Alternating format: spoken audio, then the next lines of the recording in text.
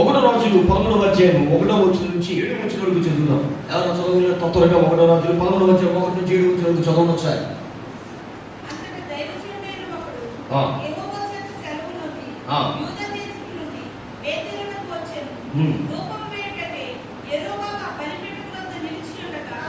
Praise the lord, హల్లెలూయా. బైబిల్లో అంటే ఎవరైనా మీకు నచ్చని వ్యక్తి ఉన్నాడని ఎవరన్నా ప్రశ్న అడిగారు అనుకోండి, ఇక్కడ మీరు ఎవరి పేరైనా చెప్తారా?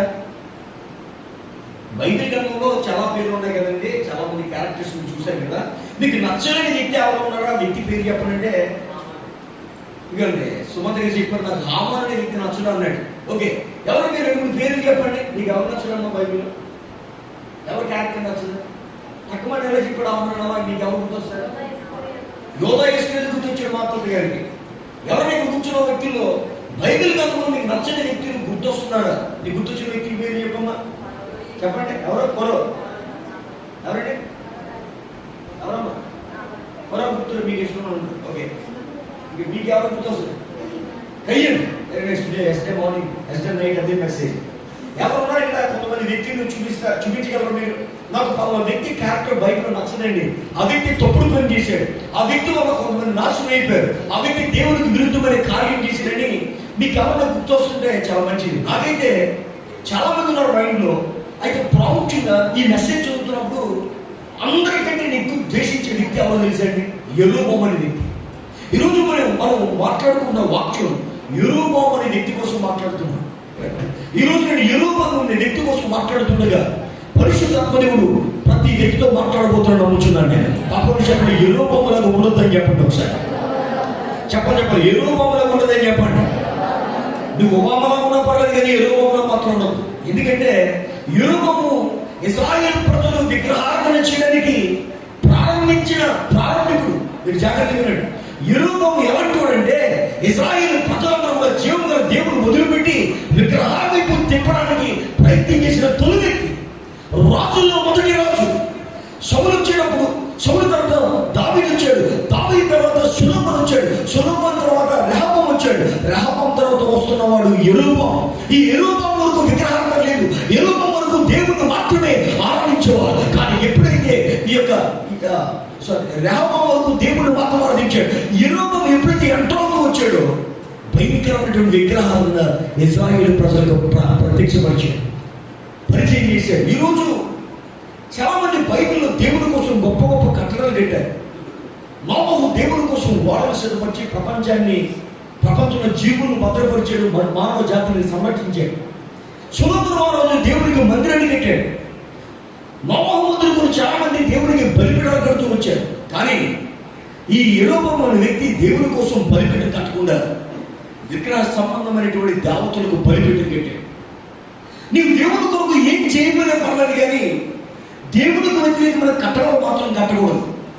పాపం చెప్పండి, నువ్వు దేవుడి కొరకు ఏం చేయమనే పర్లేదు, నిశ్శబ్దం ఉంటే చాలు, ఏదో ముందుకు వచ్చి వెళ్ళిపోతే పర్లేదు. కానీ నువ్వు దేవుడికి వ్యతిరేకంగా ఏదైనా కడితే, నువ్వు దేవుడికి ఏదైనా వ్యతిరేకంగా కట్టుకొని నీ బతుకును ఏదో ఉత్తరిద్దాం అనుకుంటే ఈరోజు పరిశుద్ధాత్మ దేవుడు ప్రతి వ్యక్తితో మాట్లాడబోతున్నాడు. ఇక యెరొబోము ఎందుకు నాకు నచ్చలే అంటే, యెరొబోముకి అధికార దాహం ఎక్కువ. యెరొబోము ఎలాంటివంటే, నేను రాజుని అయిపోవాలనుకోండి. ఎందుకంటే ఆల్రెడీ ప్రొఫెసీ ఉంది, రాజు అందరికీ ప్రొఫెసీ, వాగ్దానం ఉంది, ప్రవచనం ఉంది. ప్రవచనం ఉన్నప్పుడు దేవుడు ఖచ్చితంగా నెరవేరుస్తాడు. అతను ప్రారంభం అద్భుతమైంది, కానీ ఎండింగ్ చాలా ఘోరమైన వాడిగా మారిపోయాడు. కారణం అంటే అధికార దాహం.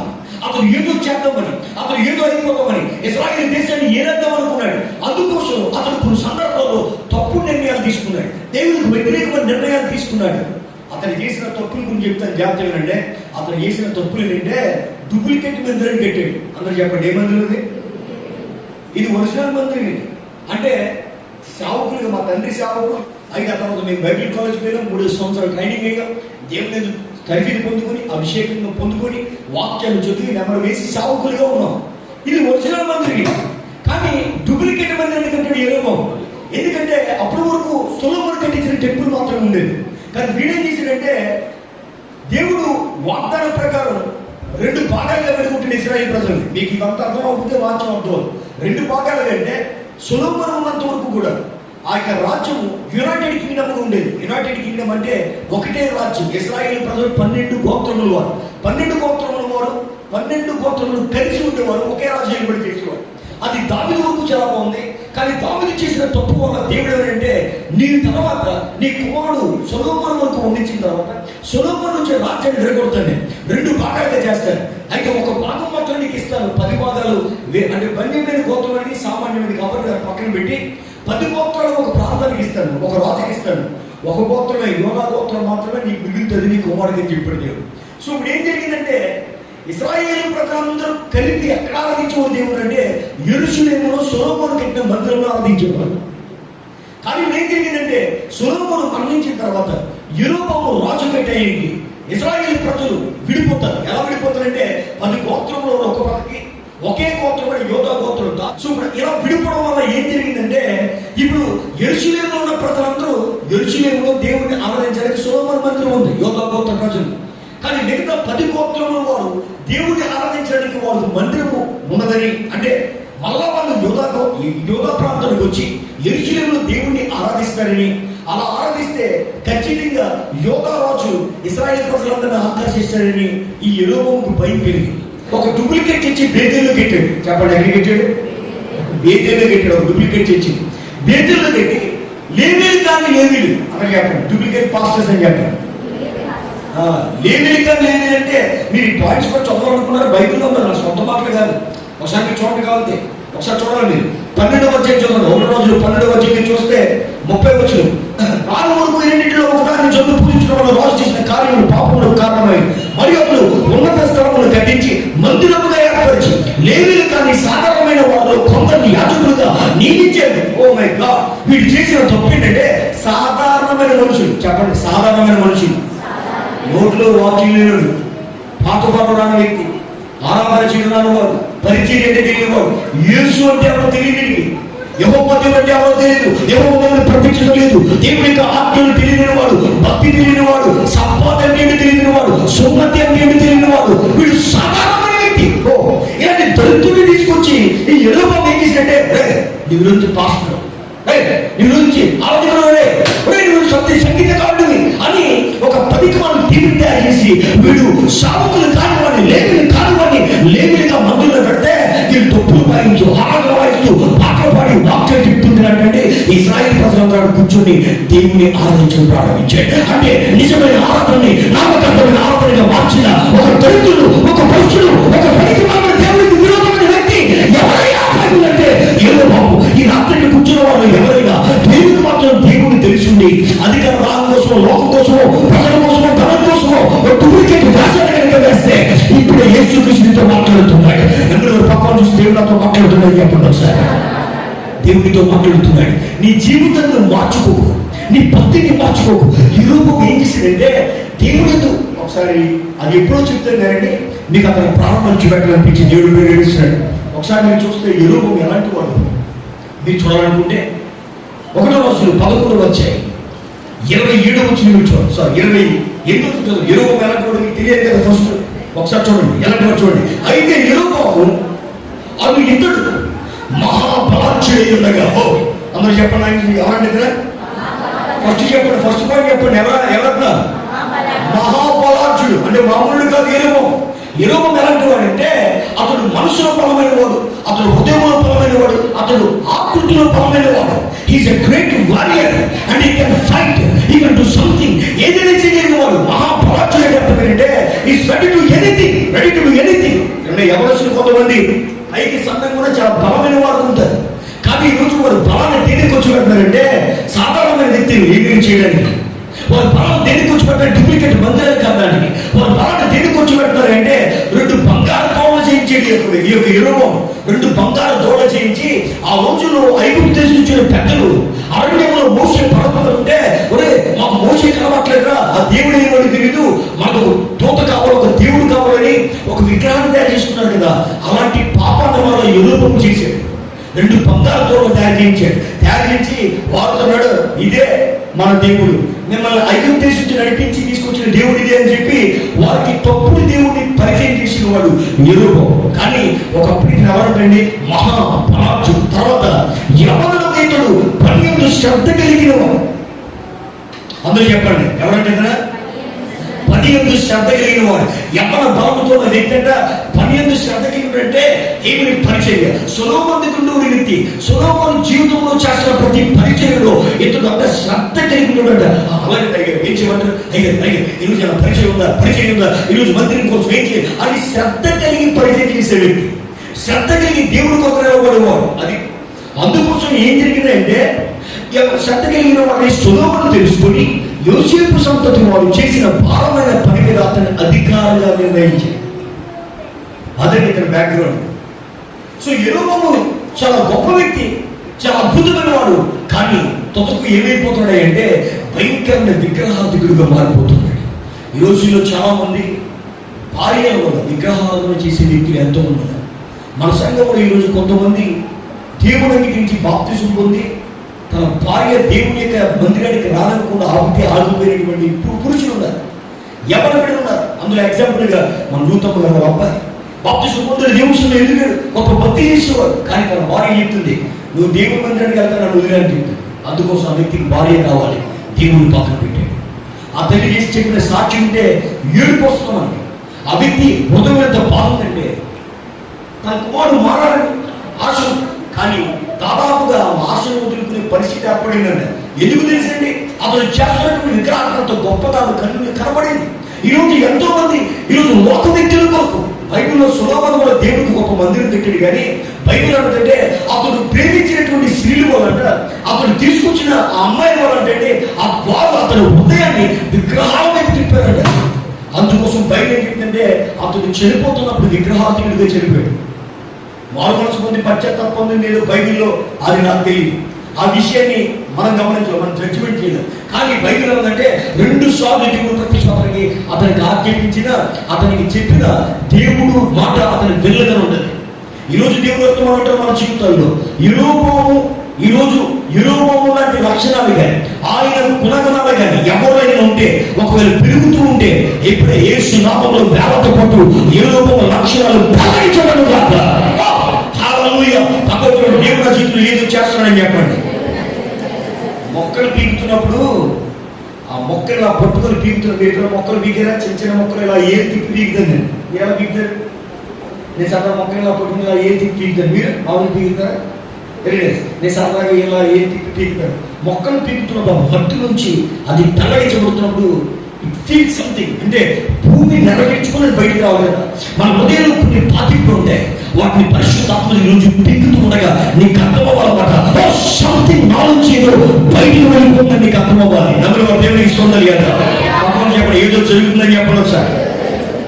ఏదో జరుగుతుంది. ఓకే, యెరోబాము స్టోరీ ఇలా ఉండగా వీడండి ఇశ్రాయేలు ప్రజలకి విగ్రహాలను పరిచయం చేశాడు. పరిచయం చేసి ఇతను చేసిన మరొక మిస్టేక్ ఏంటంటే దోళలు చేసాడు, డూప్లికేట్ మందిరాన్ని కట్టాడు, డూప్లికేట్ పాస్టర్స్ని పెట్టాడు, డూప్లికేట్ బలిపీఠాన్ని కట్టాడు. అందరూ చెప్పండి పక్క బలిపీఠం కట్టాడు అయ్యా. అది మాత్రం మనం కట్టకూడదు. మొన్న ఆదివారం వర్తమానం ఏంటి? బలిపీఠం. ఎవరో కట్టాడు బలిపీఠం చెప్తూ వచ్చాను. వీడు కూడా కట్టాడు బలిపీఠం. యెరోబాము కూడా కట్టాడు. కానీ యెరోబాముకి కట్టిన బలిపీఠం ఏంటి అంటే అది డూప్లికేట్ బలిపీఠం, అది విగ్రహారాధనకి సంబంధించిన బలిపీఠం. ఆ బలిపీఠం ఏంటి అంటే బంగారు గోడల దగ్గర డూప్లికేట్ మందిరంలో కట్టిన బలిపీఠం. ఈ బలిపీఠం పైన బలి అర్పించి ఇశ్రాయేలీయులు యెరూషలేము వెళ్ళకుండా ఇక్కడికే రావాలి, ఇక యెరూషలేము వైపు చూడకూడదని ప్రణాళిక సిద్ధపరిచి కట్టబడినటువంటి బలిపీఠం. బైబిల్లో ఎప్పుడు కూడా దేవుడు బలిపీఠం కోసం వ్యతిరేకంగా మాట్లాడలేదు, కానీ యెరోబాము కట్టిన బలిపీఠం కోసం మాత్రమే దేవుడు వ్యతిరేకంగా మాట్లాడుతున్నాడు. నేను చెప్పే సబ్జెక్ట్ ఏంటంటే ఇక్కడ వాళ్ళు ఎవరైనా బలిపీఠాలు కట్టారు, దేవునికి వ్యతిరేకమైన బలిపీఠం ఎవరైనా కట్టారు. నీకు తెలియకుండా ఆధ్యాత్మికమైన జీవితంలో నువ్వు చాలాసార్లు కట్టుకుంటూ వెళ్ళిపోయి ఉండే దేవునికి ఇష్టమైన కట్టడలు ఎవరో పెట్టారు కదా. దేవునికి ఇష్టమైనటువంటి కొన్ని కట్టడలు కట్టి వాటి మీద బలపిస్తున్నారు. బలమైన అర్థమైన సాక్రిఫైస్. నువ్వు దానికోసం పాటుపడాలి, దాన్ని కొనాలి, దాన్ని తేవాలి, దానికోసం టైం స్పెండ్ చేయాలి. ఇక్కడ ఎవరో కొంతమంది యెరోబాములాగా దేవుడికి విరుద్ధమైన బలిపీఠం పెట్టారు. యేసు నామములో ఈ వర్తమానం అయ్యేలోగా ఆ బలిపీఠం కూలిపోయేస్తున్నాడు. చెప్పండి, నేను కట్టిన బలిపీఠం కూలిపోవాలని చెప్పండి. ఎవరైనా ప్రేమిస్తున్నారా? అమ్మాయిలు ఎవరైనా ప్రేమిస్తున్న అబ్బాయిలు అమ్మాయిని ప్రేమిస్తున్నారా? నువ్వు కట్టిన ప్రేమను బయటకు కూలిపోదు కాక. చెప్పండి, ఇక్కడ త్రాగుడు త్రాగుతున్న పురుషులారా, నువ్వు త్రాగుతున్నావు కదా, త్రాగుడు బయటకు కూలిపోదు కాక. ఇక్కడ ఒక సినిమా పిక్చర్లు, సీరియల్ పిక్చర్ ఉన్నారా, నువ్వు సినిమాలు సీరియల్ అని బయటకు కడుతూ వచ్చేమో అది దేవుని గురితో బయటకు అది కూలిపోదు కాక. భగవాన్ చెప్పండి, బలిపీఠాలు కూలిపోతున్నాయని చెప్పండి. ఎవరైనా కూర్చున్న వాళ్ళు విగ్రహాలను చేయలేదేమో, చేయబోతున్నారేమో. ఒకవేళ నువ్వు కట్టబోతున్న బలిపీఠం యేసు నామములో కూలిపోదు కాక. దేవుడు నీకు విరోధం కలిగిస్తే ఒక్క దెబ్బలో మనం చనిపోతాం. దేవుడు కనుక ఒక్క క్షణం మన పట్ల ఆలోచన చేస్తే మనం ఉండదు. అయితే దేవుడు మన పట్ల ఆలోచన చేయకుండానే, దేవుడి యొక్క బలిష్టమైన శ్రమ మన మీదకి రాకుండానే ఒక్కసారి ఈ రోజు రాత్రి యెరొబోము చేసిన తప్పుని కనుక ఒకవేళ చేస్తే రైట్ లో మన సరిదిద్దుకోగలిగితే పరిశుద్ధాత్మ మన జీవితంలో అద్భుతం చేయబోతున్నాడు. ఇది విధంగా ఇతను ఒక బలిపీఠను కూడా కట్టాడు. సో ఇది దేవుడికి నచ్చలేదు. భగవాన్ చెప్పండి, యెరొబోము కట్టిన బలిపీఠం దేవుడికి నచ్చలేదని చెప్పండి. కొన్నిసార్లు దేవుడు కొంతమంది ఎవరైనా కడితే చాలా సంతోషిస్తారు, కొంతమంది ఏదైనా చేస్తే దేవుడు ఆనందిస్తారు. కానీ యెరొబోము కట్టిన దేవుడికి నచ్చలేదు. ఈ నెవర్ ఫెల్ట్ హ్యాపీ. ఎందుకంటే మీకు చెప్పాను, బలిపీఠం అనేది దేవుని డైనింగ్ టేబుల్ అని చెప్పాను మన ఆదివారం. బలిపీఠం అనేది అంటే it's the food place of God. దేవుడు అక్కడికి వెళ్ళి కూర్చొని తింటాడు. ఎంతమందికి భోజనం తినే ప్లేస్ ఇష్టం ఉండదండి? మీకు ఇష్టం లేక అసలు మీరు బతిగా ఉన్నారు కదా. మంచం లేకపోతే బతుకుతున్నాం, కానీ నేల పడుకోడు. నేల లేకపోతే అక్కడ కూర్చున్నప్పుడు సుధాస్కర్ నుంచొని పడుకుపోయాడు, అతను నుంచొని కూడా పడుకుంటాడు. మనం ఎక్కడైనా సరే తలవారు చనిపోతాం నిద్ర లేని టైంలో, కానీ భోజనం అయితే చచ్చిపోతాం. దేవుడు కూడా బలిపీఠం అనేది భోజన ప్రాంతం. మనం అక్కడ గుడి వెళ్ళి ఉదయించినప్పుడు ఆయన అంటే మీకు మెసేజ్ చెప్పాను ఒకసారి మర్చిపోయింది, ఆ వాసన ఆయన తీసుకుంటాడు. అంటే బలిపీఠం అనేది చాలా ప్రాముఖ్యమైనది. కానీ యెరొబోము ఏం చేశారంటే, దేవుడేమో వారి కోసం ఎంతో ప్రేమించి 60-40 సంవత్సరాలు వారిని పోషించి వారి పట్ల శ్రద్ధ వహించి వారిని క్షేమంగా వాగ్దాన దేశాన్ని తీసుకొచ్చిన తర్వాత ఈ 6 లక్షల మంది కలవడం అంటారు. అంటే దాదాపుగా 20 లక్షల మందిని, అంటే ఒంట్ల మీద గాడి మీద వచ్చిన వారు పిల్లలు వీళ్ళంతా కలిపితే 20 లక్షల మంది జనాన్ని, ఈ యొక్క 20 లక్షల మంది జనాలండి ఐగుప్తు దేశం నుంచి క్షేమంగా వాగ్దాన దేశం తీసుకొస్తే, ఈ వాగ్దాన దేశంలో ఉన్నటువంటి 20 లక్షల మంది యెరొబోము ఏం చేశాడంటే తప్పుడు బలిపీఠం కట్టి 20 లక్షల మందిని ఈ బలిపీఠం తిప్పాడు. అంటే 20 లక్షల మంది బలి కూడా మానేస్తాడు. 20 లక్షల మంది నుంచి దేవుడికి బలి వెళ్ళదు. మీరు అర్థం చేయండి, అర్థం చేసుకోండి. 20 లక్షల మందిలో 10 లక్షల మంది బలిచ్చేవాడు అనుకున్నాం. ఈ 10 లక్షల మంది బలులు అంటే దేవుడికి ఇచ్చే ఆహారము ఇప్పుడు ఎక్కడికి వెళ్ళిపోతుందంటే తప్పుడు బలిపీఠం దగ్గరికి వెళ్తుంది. దేవుడికి వ్యతిరేకంగా తిన్న విగ్రహ సంబంధమైన బలిపీఠం దగ్గరికి వెళ్ళిపోతుంది. యెరొబోము చేసిన ఈ పని దేవుడికి నచ్చలేదు. నాకు రావాల్సిన ఘనత, ఎందుకంటే మన దేవుడు అంటే కూడా ఒకసారి ఒక రిఫరెన్స్ పెడతాం, మీరు చెప్పడం మర్చిపోకూడదు. రిఫరెన్స్ యెషయా రాసిన గ్రంథం 42:8-9 మీరు ఎప్పుడు గుర్తుపెట్టుకోవాలి. రిఫరెన్స్ బైహార్ట్ చేయండి. యెషయా 42:8-9 తొందరగా చదవాలి. యెషయా 42:8-9 యెహోవాను నేనే. ఒకసారి పాపం చెప్పండి, యెహోవాను నేనే, ఇదే నా నామం. అంటే దేవుడు ఏం చెప్తున్నాడంటే నేను మార్పు లేనివాడిని, నేను ఎప్పుడు ఒకలాగా ఉంటాను. నేను ఒక తరంలో ఒక దేవుడిలాగా, మరొక తరంలో ఇంకో దేవుడిలాగా, మరొక తరంలో ఇంకో దేవుడిలాగా రూపాలు మార్చుకుంటూ మట్టిలో కోపం, కోటలో కోపం, జంతువుల్లో కోపం, చెట్లతో కోపంతో నేను రాను. నేను ఎప్పుడు మార్పు లేనివాడుగా ఒకేలాగా ప్రత్యక్షమై ఉంటాను. ఎవరిలో దేవుడు ఆదిలో వాక్యము దేవుడు, వాక్యమే దేవుడే కృపాసన సభ్యుడు భూలోకానికి వచ్చాడు. ఆయన ఆదులే ఉన్నాడు, ఇప్పుడు అలా ఉన్నాడు. చూడండి, నేను యెహోవాను, ఇదే నా నామం. తర్వాత మరి ఎవరికి నా మహిమను నేను ఇచ్చేవాడు. కానీ యెరొబోము ఏం చేశాడంటే ఒక బలిపీఠాన్ని కట్టి దేవుని మహిమను ఈ బంగారు తోటకి ఇద్దామని డూప్లికేట్ మందులు, డూప్లికేట్ అలంకరణ కట్టాడు. ఈ రోజు అంటే దేవుడు మాట్లాడుతున్నాడు, నా మహిమను నేను ఎవరికి ఇచ్చేవాడు కాదు. భగవాన్ దేవుని మహిమ ఎవరికి ఇవ్వద్దని చెప్పాడు. నువ్వు కట్టిన బలిపీఠం ఈరోజు కూలిపోను కాదా? నువ్వు దేవుడి మహిమని బలిపీఠానికి ఇవ్వాలనుకుంటున్నావు. నువ్వు దేవుడి మహిమని ఈరోజు నువ్వు కట్టుకున్న బలిపీఠం ఏంటో దానికి ఇస్తూ వచ్చావు.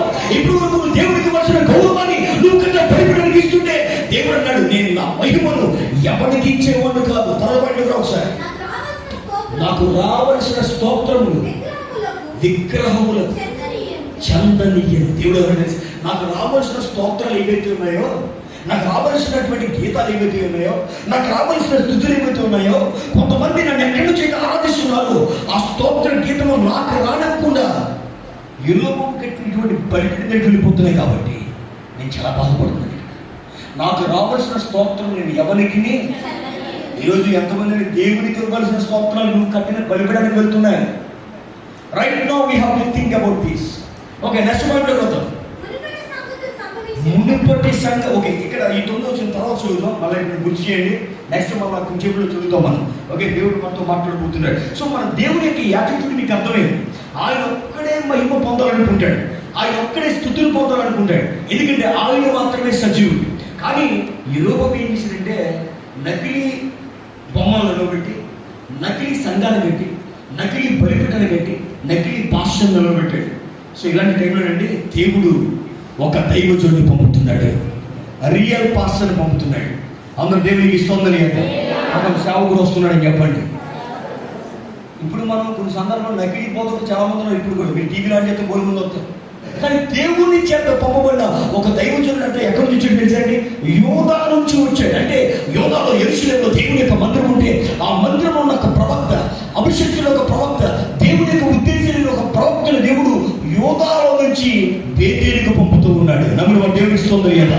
ఈ రాత్రి దేవుడు వాక్కు పట్టుకుని సేవకుని దగ్గరికి వస్తుండగా తప్పుడు బలిపెడుతున్నా నీవు, తప్పుడు పొదలుతున్నా నీవు, ఆయన చేసిన పర్లేదు, ఎలా చేసినా పర్లేదు, భక్తి ఎలా ఉన్నా పర్లేదు, మందిరానికి ఎలా వచ్చినా పర్లేదు, ఆదివారం మాటలు దేవుడు ముఖం చూపెడితే చాలే అన్న స్థితిలో ఈరోజు యెరొబెము వేషం వేసుకొని బలిపెడుతున్న నీ దగ్గరికి ఒక దేవుని సేవకుడు అభిషేకంతో వస్తూ ఉన్నాడు. దేవుని వాక్యము నీ దగ్గరికి వస్తూ ఉండగా అయ్యా బలిపడి దగ్గర నువ్వు దేవుని అడిగితే దేవుడిని క్షమించబోతున్నాడు. కాబట్టి ఇది ఒక మంచి సమయం అని చెప్పండి. యెరొబెము ఎందుకు అతంత్రంగా చేయబడి అంటే, యెరొబెము ఎందుకు దేవుని కార్యాన్ని స్వాధీనపరచుకోవాలని అంటే, యెరొబెము దేవుని సేవకు వస్తుండగా అతనికి గౌరవం ఇవ్వలేదు. అంటే ఎప్పుడు కూడా తప్పుడు బోధ కలబడి పెట్టుకున్నాడు, రియాలిటీని ఒప్పుకోడు. తప్పుడు బోధ కలబడి పెట్టుకున్నాడు, పాపాన్ని కలబడి పెట్టుకున్నాడు. ఇంకెంత మంచి చెప్పినా వాడికి ఎంతైనా సరే సూపర్ అన్నట్లుగా మళ్ళీ రేపు మామూలే.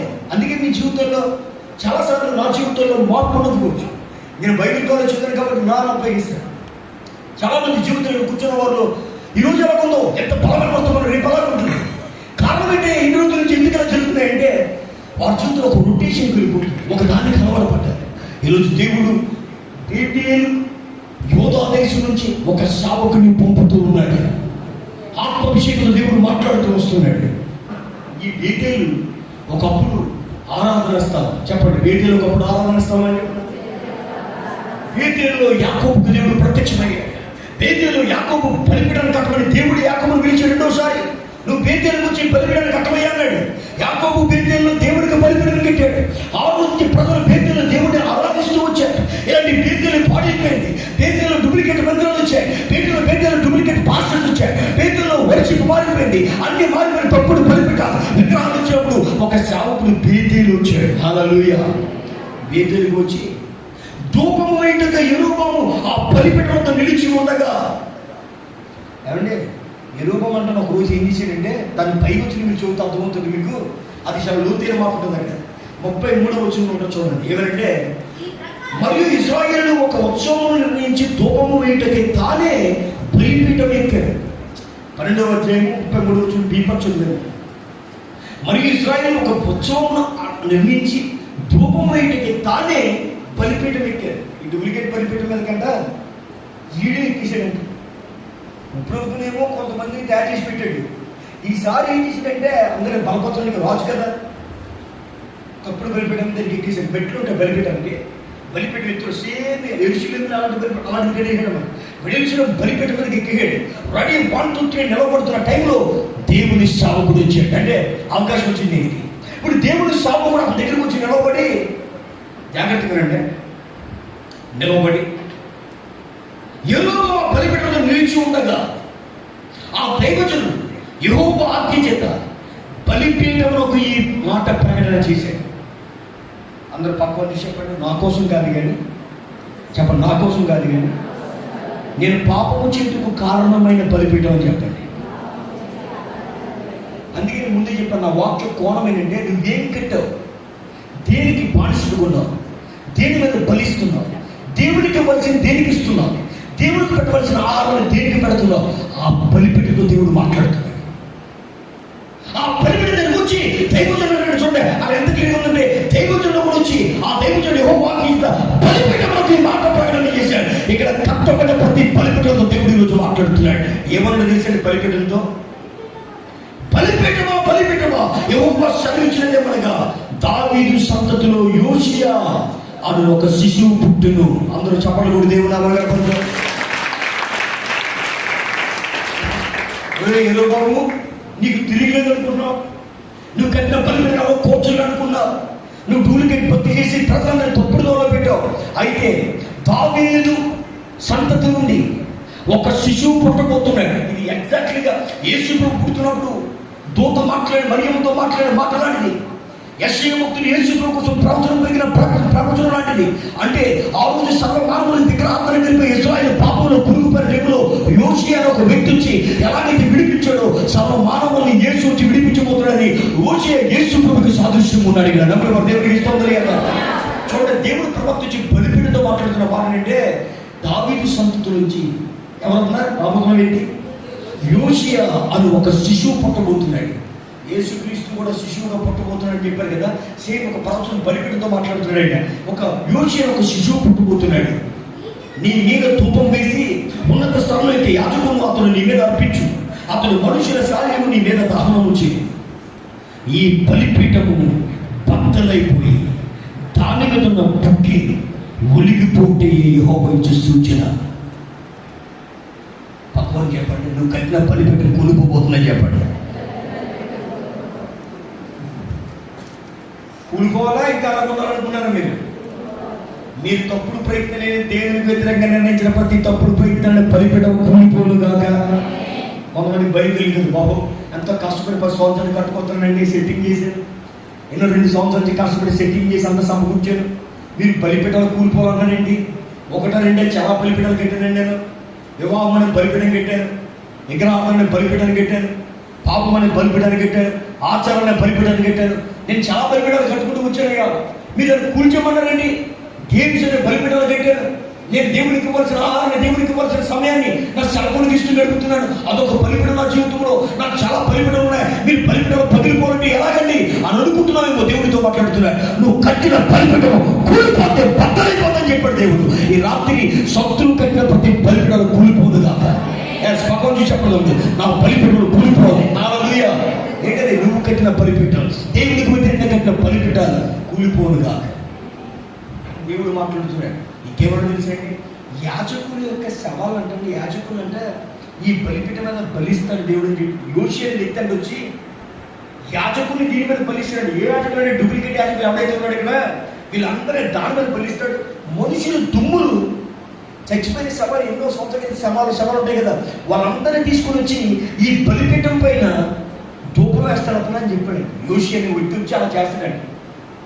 ఈ మాట చెప్తున్న సేవకుడు యోషియా రావడానికి, అతని పేరేంటి? యోషియా అనే వ్యక్తి రావడానికి ఈ ప్రవక్త చెప్తున్న మాటకి 300 సంవత్సరాల గ్యాప్ ఉంది.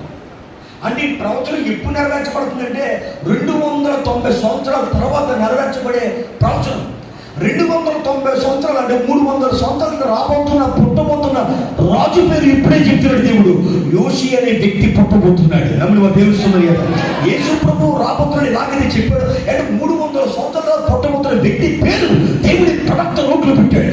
యోషియా మన సంఘాల్లో పుట్టిన దాకా, యోషియా అనే వ్యక్తులు మన పరిచయంలో పుట్టిన దాకా, మన కుటుంబంలో పుట్టిన దాకా, వారు వచ్చి ఏదైతే శత్రువు కట్టిన బలిపీఠాన్ని వారు కూర్చుంటారు కాక.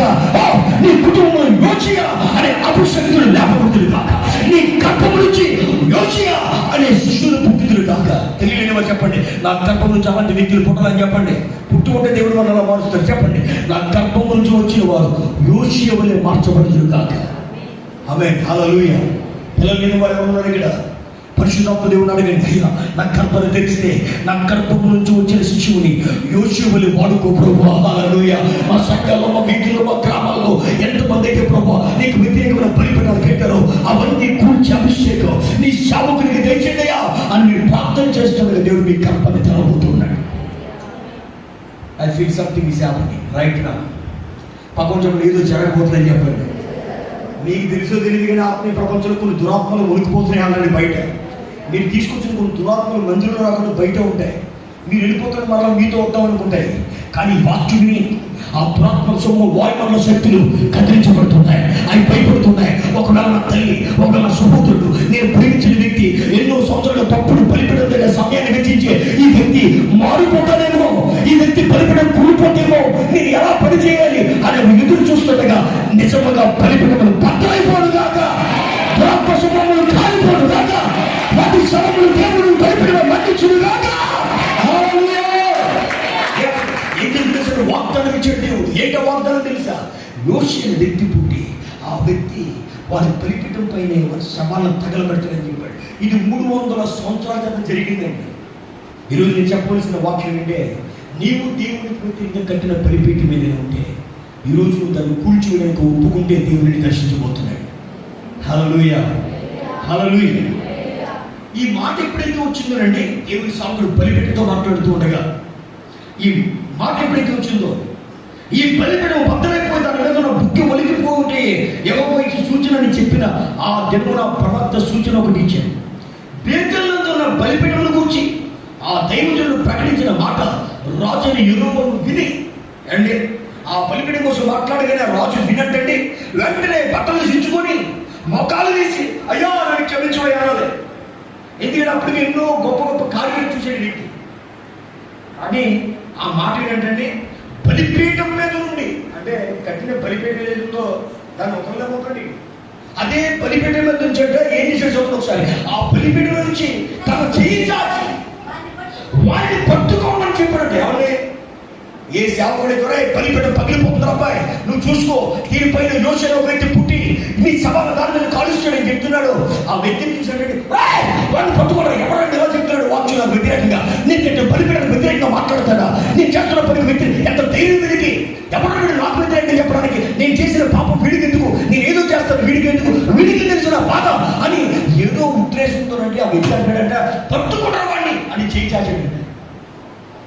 ఈ రోజున జనరేషన్ ఎలాంటిదంటే, మరి నాన్న మారుమనసుకుంటున్నా, మరి రోజు బాగుపడరా, నువ్వు సంతోషంగా నన్ను మనకి ఎలా ఉండాలి, దేవుని కొరకు ఎలా చేయాలి, ఎలా చేయాలంటే ఈ రోజున చాలా మంది యూరోపం లక్షణాలు కలిగి ఉంటారండి. పశ్చాత్తాపాలకు బుద్ధులుగా, ఒప్పుకోలకు బుద్ధులుగా వాళ్ళు తిరగబడే స్వభావంతో ఉంటారు. ఈరోజు తిరగబడితే నీకే ప్రమాదం. ఒప్పుకుంటే నువ్వు రక్షించబడతావు, నమ్మును దేవునికి ఇస్తుంది కదా. సో యూరోపం అంటే చెయ్యి చాచి వాడిని పట్టుకున్నాడు. ఏం జరిగిందో చూడొచ్చు సార్. అతడి చాపిన చెయ్యి ఎండిపోయేను. ఓ ఆమె ప్రైజ్ కట్టాడు. No corona, no corona, in the name of Jesus. పక్కన నేను చెయ్యిలో చాపను సార్ అని పట్టుకోండిరా అనంటే నేను మామూలుగా చేయించాడు. అది కూడా చూపించినప్పుడు అది కూడా రాకుండా అంటాం. అదే కనుక తొంగుడు పారిపోతున్నాడు, నీ దగ్గర దండం లాగేసి పారిపోతున్నాడు, హ్యాండ్ బ్యాగ్ లాగేసి అప్పుడే వచ్చి పెడతాం. అది కూడా అంటారా అప్పుడే వచ్చి పెడతాడు. చూపించడం సార్ మిమ్మల్ని లేకపోతే 4 లేకపోతే పట్ట పట్ట పట్టుకో కొట్టేసి పారిపోతారు. అప్పుడే వచ్చి పెడతారు. చూపించండి సార్, చూపించండి, పట్టుకుంటారా అని చూపించండి. చూపించండి చూపించడం సార్. రెడీ 1 2 3 చూపించడం సార్. ఏ రూపంలో ఎంత చేయి చూపించడం సార్. రెడీ 1 2 3. ఏ రూపంలో అసలు మీకు పోలే మామూలుగా చేయి చూపించడం సార్.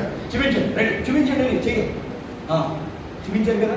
ఇప్పుడు వెంకటేశ్వర గారు నువ్వేస్తున్నాను నుంచుతాం. అతను ఏపీ చేయి చూపించాను. పట్టుకుంటా అని చేయి చూపించు. పట్టుకుంటా అలాగే నువ్వు అలాగే నువ్వు కూర్చో, నువ్వు అలాగే ఉన్నావు. చెయ్యి ఎండిపోయిందని చెప్పను అన్నాడు. బలిపీఠం కట్టిన చెయ్యి ఎండిపోయింది. పక్కన బలిపీఠం కట్టి చెయ్యి ఎండిపోయిందని చెప్పండి. దేవునికి ఆహారం పెట్టని చెయ్యి ఎండిపోయింది. దేవుడిని లెక్క చేయని చెయ్యి ఎండిపోయింది. చెయ్యి ఎండిపోయింది కదా. ఇప్పుడు నోరు మాత్రం ఎదుగుతున్నాడు,